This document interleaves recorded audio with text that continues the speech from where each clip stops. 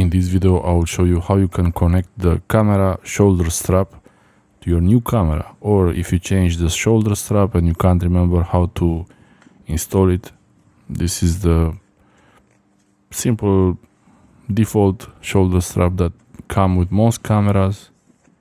And this is the 50mm 1.8 lens from Panasonic Lumix S50 great lens. This is the neck strap or shoulder strap from Panasonic Lumix S5. Looks pretty nice. I actually like it. Many people don't want the default one, but yeah, you can purchase a strap for your hand, a wrist strap or a shoulder strap that doesn't have the branding on it. It's really up to you, but whatever you do, you have to install the shoulder strap at some point, or even the wrist strap. This is the Panasonic Lumix S5 without the shoulder strap. It looks pretty clean, really nice, and the lens, the 20 to 60mm f3.5 to 5.6 Lumix S series lens, really great lens, zoom lens. And yeah, this is how it looks like without the strap. It's actually much easier to use, but there is always the chance that hopefully not happening. But even though you don't want it to happen, it might fall anytime. Hopefully this one will never get dropped, but you never know. And one way to increase the chances of not falling or reduce the chances of falling is to use a shoulder strap. And when you don't use the camera, just keep it around your neck. Usually it could be a bit uncomfortable, the default one, so you might check in the description for links for better shoulder straps and wrist straps. This is the mounting point for the shoulder strap, or any attachment really. Some of them will attach to the tripod mount, but this, the default shoulder strap, will attach to these really sturdy points. It's a solid metal there, so it's made on purpose to be really solid. So let's install the neck strap or shoulder strap. I say shoulder strap because I like to wear it on the shoulder many times instead of around the neck. It's more convenient. And also I wrap this shoulder strap around my wrist when I hold the camera, just in case I don't drop it or someone doesn't take it from my hand quickly. When you find the shoulder strap in your box, in the camera box, it will be like this, and you should check the manual. The instruction manual has all the steps for this, but I'll show you just in case. It's more easy to see it in real life. So you take the end of this wrist strap and put it like this, from down under to coming out to the top of the camera. Then this attachment, you will have to put it through this clip just to keep it tidy. This comes out, it's meant to keep this loop closer to the camera. It's not for mechanical strength there. The thing that's important here is this clip.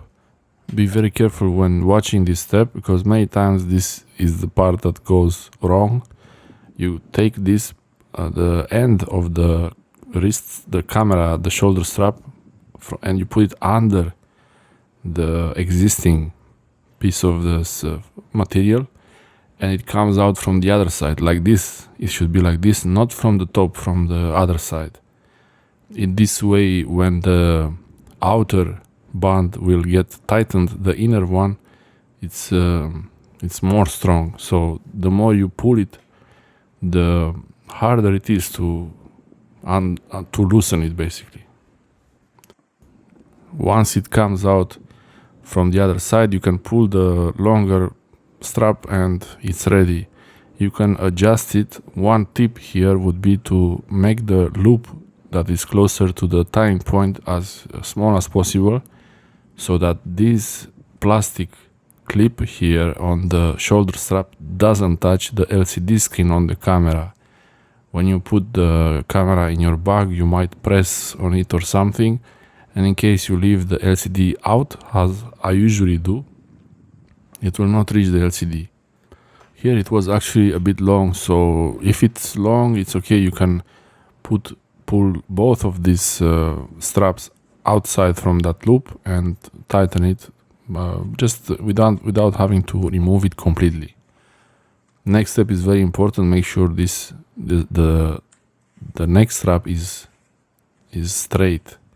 Don't make any don't let it twist or anything like this, because it will always be twisted. So it should be straight from one end to the other, the same way it comes from under and above.